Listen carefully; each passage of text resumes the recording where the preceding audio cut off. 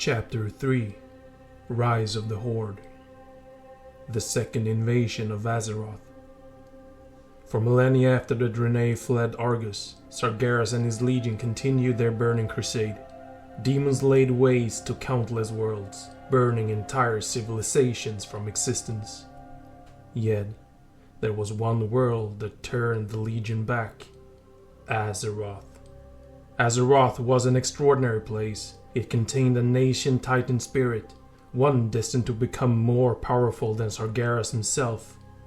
The Legion's ruler knew that if it fell to the Void Lords, Azeroth would become a weapon that not even he could stand against. Sargeras was eager to conquer Azeroth before the Void Lords shrouded it in darkness. To do so, he launched a massive invasion of the world. Demons of all kinds flooded into Azeroth, slaughtering its inhabitants and inundating the wilds with fell magic. The War of the Ancients had begun. Then the impossible happened. Led by a noble race called the Night Elves, Azeroth's native creatures overcame the invading legion and banished it back to the twisting nether. The defeat infuriated Sargeras. He had become obsessed with seizing Azeroth at any cost, and he plotted a second invasion. Many challenges faced the Legion's ruler, not the least of which was bringing his demons to the world again. It was no simple task to open portals between the twisting nether and the physical universe that were large enough and stable enough for armies to pass through. It required astronomical amounts of energy. In the first invasion, the Legion had harnessed the power of Azeroth's Well of Eternity. This enormous fount of arcane magic allowed the demons to craft a gateway to the nether. Yet, the Well of Eternity was now gone, destroyed by Azeroth's defenders. Finding another way to breach the world was not impossible, but it would take time and great effort. What was more, Sargeras wanted to be certain that when the Legion did invade, it would face no heavy resistance. He wanted Azeroth's inhabitants to be broken before his demons set foot on the world. An idea took shape in Sargeras' mind. He and his legion would find new weapons that they could use to soften Azeroth's defenders before a proper demonic invasion force arrived. Sargeras ordered his followers to scour the universe for suitable races to corrupt and add to the legion's ranks.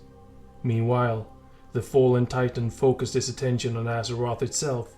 He sought out a powerful individual there, someone who would serve as a vessel to begin the next invasion. The Second Well of Eternity.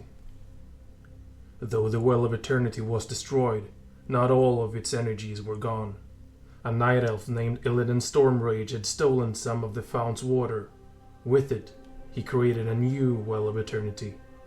Sargeras and his legion would eventually learn of its existence, but they would not be able to use this new source of power as easily as they had the first Well of Eternity. The second fount was capped by Nordrassil, a colossal world tree enchanted to protect the well's energies.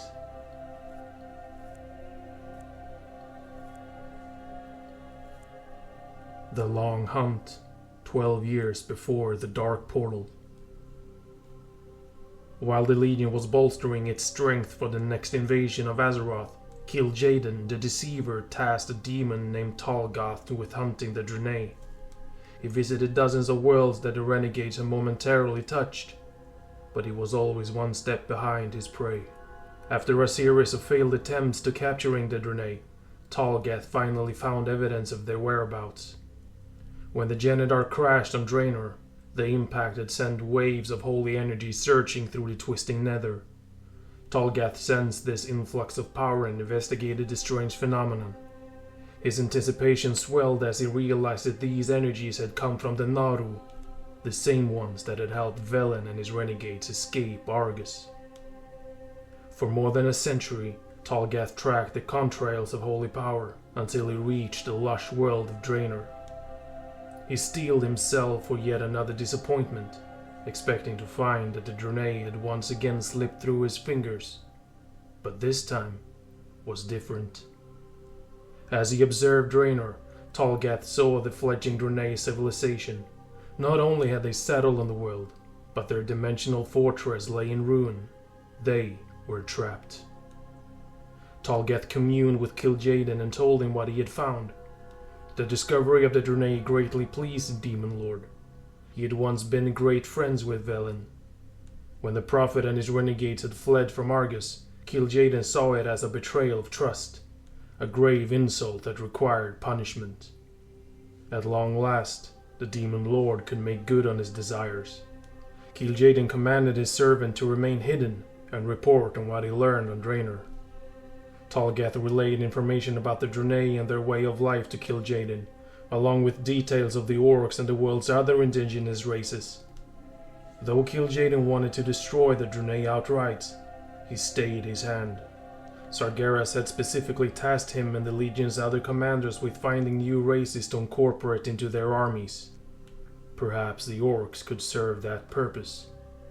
For the time being, Kil'jaeden ordered Talgeth to continue watching Draenor and its inhabitants. The Demon Lord had much yet to learn about the orcs and their customs.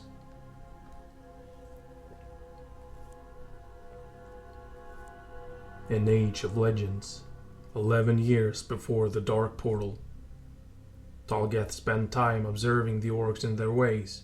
The demon found that the creatures were incredibly resilient, and many were prone to violence. Though he watched all of the clans, he devoted his attention to those that held the most power and influence among their race. These included the Warsong, Blackrock, Bleeding Hollow, Shadowmoon, Thunderlord, and Frostwolf clans. In Nagrand, constant battle with the Highmole ogres had shaped the Warsong into fearsome nomads. A warrior named Gomesh Hellscream led the clan. The Highmole outnumbered the Warsongs, but that did not stop the clan's bold chieftain from leading attacks against the ogres.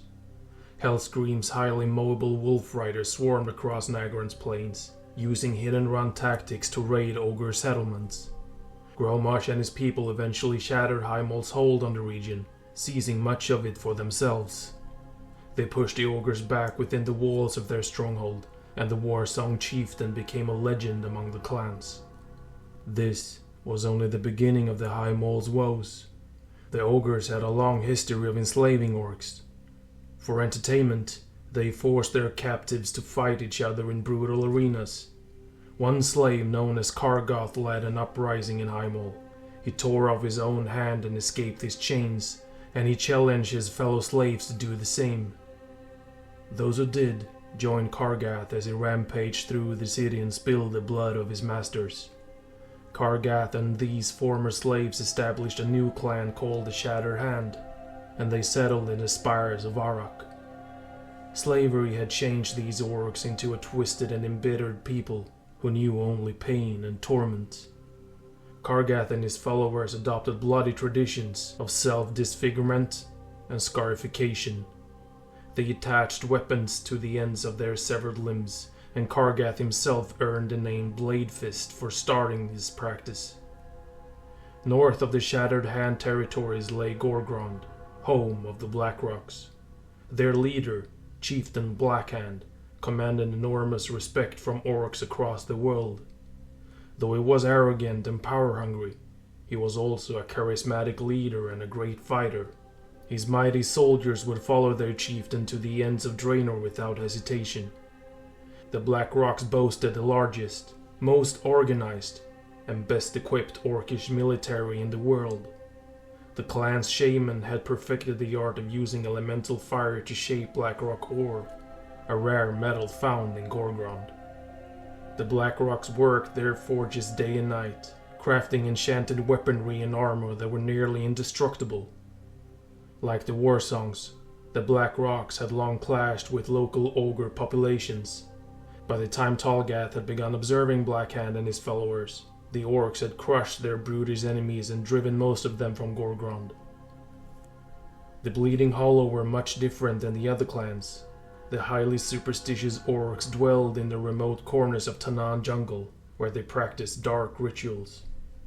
The Bleeding Hollow faced many threats, from Botani and Genisor to Ogre and Arakoa.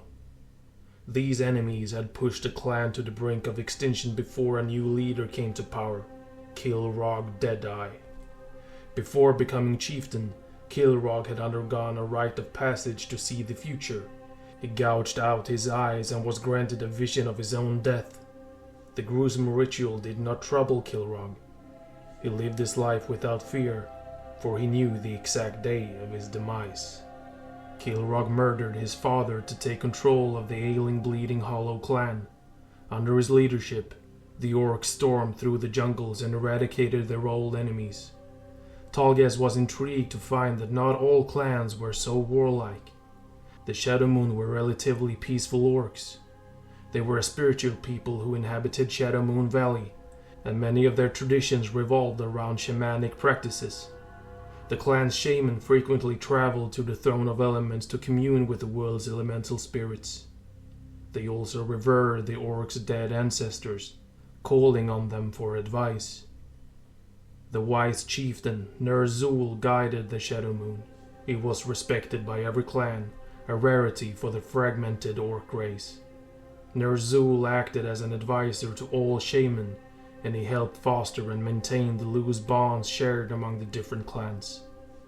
Then there were the Frostwolves, whom Talghaz saw as an enigma of sorts. The clan lived in a rugged corner of the world known as the Frostfire Ridge. The Frostwolves were exceptional fighters, but they did not seek to dominate the land. They lived in harmony with it. Chieftain Garad embodied the Frostwolves' noble ideas of family and community.